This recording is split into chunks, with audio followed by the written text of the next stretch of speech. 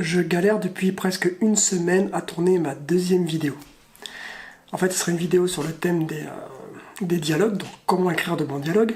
Salut, ceci est une vidéo un peu spéciale dans laquelle nous allons remonter dans le passé de cette chaîne YouTube. Il y a 6 ans, lorsque j'avais décidé de donner des conseils d'écriture, j'avais tourné une vidéo sur le thème des dialogues. Une vidéo qui m'a donné beaucoup de fil à retordre, que je montais à l'époque sur un petit écran tactile sans aucune connaissance en montage. Une vidéo que j'avais teasée sur Instagram et sur cette chaîne YouTube.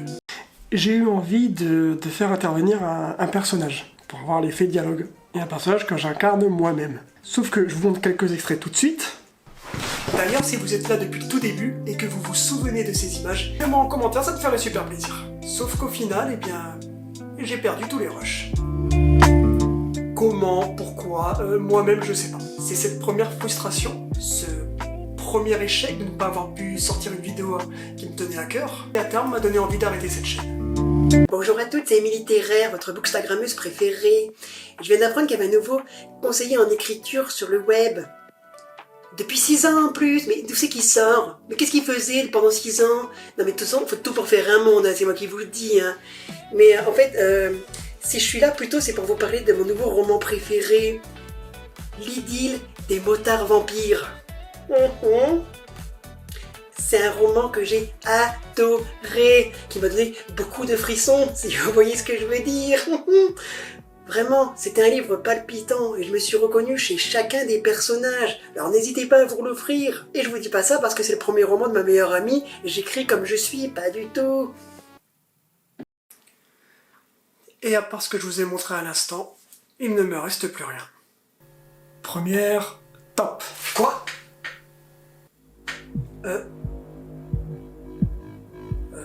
Vous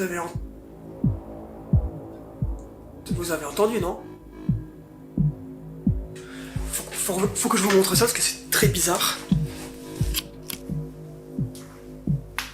Bonjour, ceci est un divertissement éducatif et vidéoludique. Est-ce que tu m'entends? Eh oh! Alors faites pas très attention au fait que je sois là, je suis ici pour regarder comment c'était avant.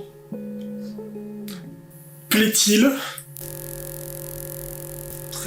Très bizarre de me retrouver ici. Alors, pas de méchanceté, hein, mais cette moustache est légèrement ridicule. Mais je ne vous permets pas. Affect.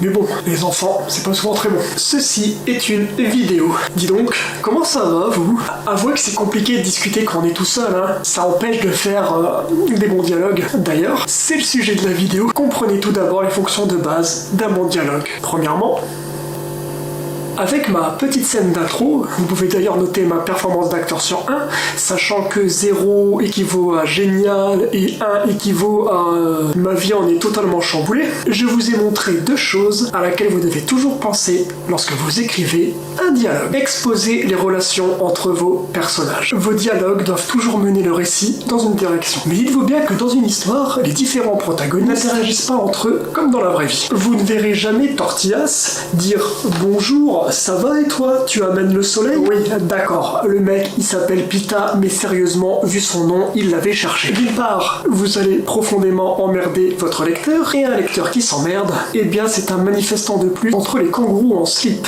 Et d'autre part, vous n'allez rien apporter à votre récit, et pire encore, il va complètement stagner. Faites en sorte que vos échanges entre vos personnages soient importants. Ils racontent quelque chose. Je ne dis pas que chacune des phrases émanant de la bouche de vos personnages doivent être des répliques percutantes, révélant information sur information. Après tout, Dark Vador ne dit pas « Je suis ton père » à son boulanger quand il va acheter sa flûte laser, évidemment. Vous devez donc apprendre à gérer vos interactions verbales. Enfin, celles de vos personnages. Après, dans la vidéo, faites ce que vous voulez. Après, je m'en fous, c'est pas... je pourrais pas vous aider. Hein. Cela rendra à la fois vos dialogues vivants et surtout très intéressants pour vos lecteurs.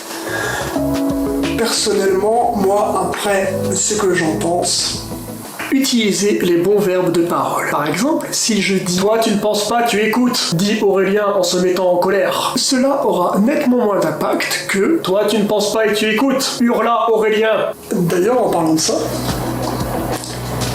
si l'intention derrière votre dialogue est bien retranscrite, vous n'aurez même pas à utiliser de verbe de dialogue. Prenons l'exemple d'un personnage qui serait, disons, en colère.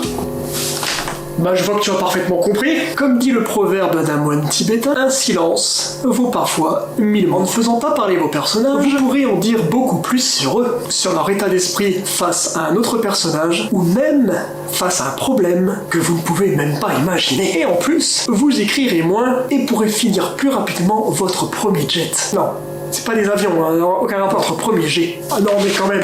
Si ça, c'est pas un super conseil, je vous jure que dans mon prochain roman, il n'y aura que des personnages qui communiqueront entre eux en haussant les sourcils. Ce sera incroyable. Ah, c'est chaud. Alors, je vais vous dire quelque chose d'évident.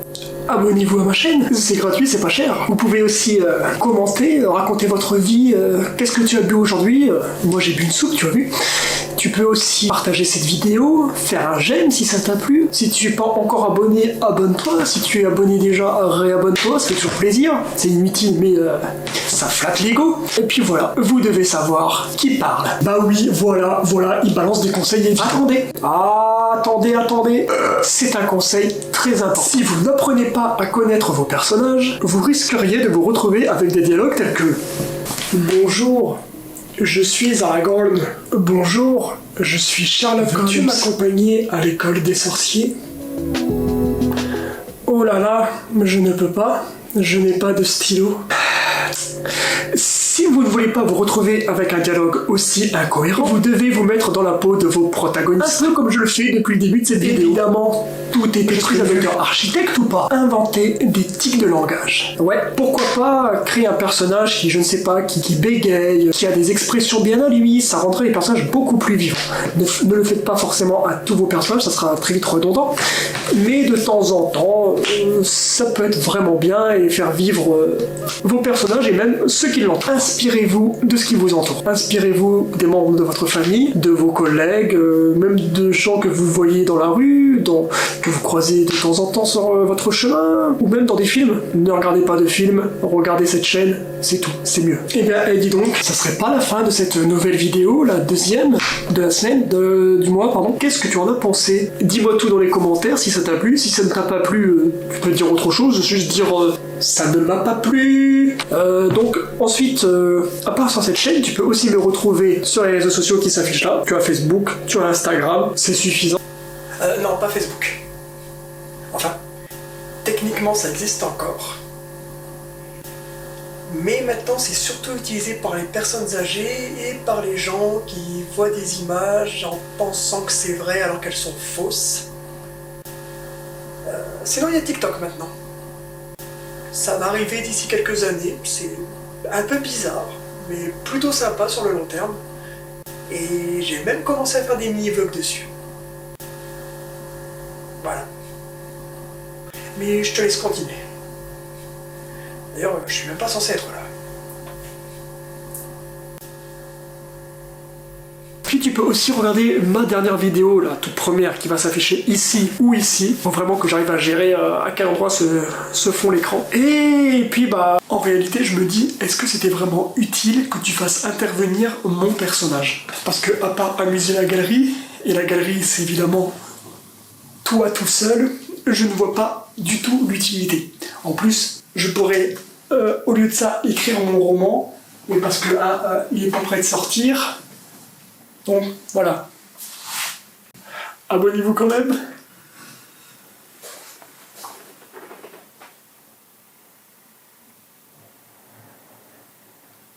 Et ma foi, c'était un moment très sympathique. Ça m'a fait plaisir de revenir ici, mais je dois y retourner.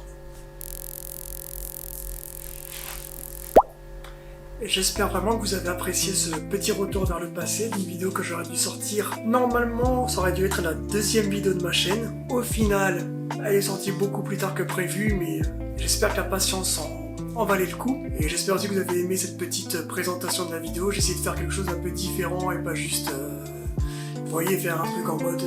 j'ai retrouvé les images, j'ai fait le montage et voilà. Et je vous montre tout ça, même si c'est évidemment ce que j'ai fait. J'ai voulu faire un truc un peu plus storytelling, tout ça, donc...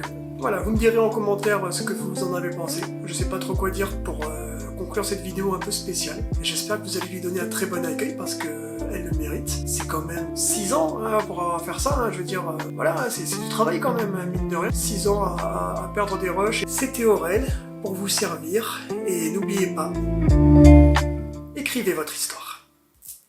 Bon, en fait le truc c'est que maintenant j'ai plus du tout de rush d'anciennes vidéos, donc faut que je réfléchisse à des nouvelles idées. Et ça, c'est pas de mal avec que ça va arriver. Bonjour à toutes, c'est à nouveau Émilie Littéraire. J'aimerais que vous désabonniez toutes du compte J'écris comme je suis, hashtag autrice problématique. Voilà, ça t'apprendra à pas taguer les photos de mon chat, connasse.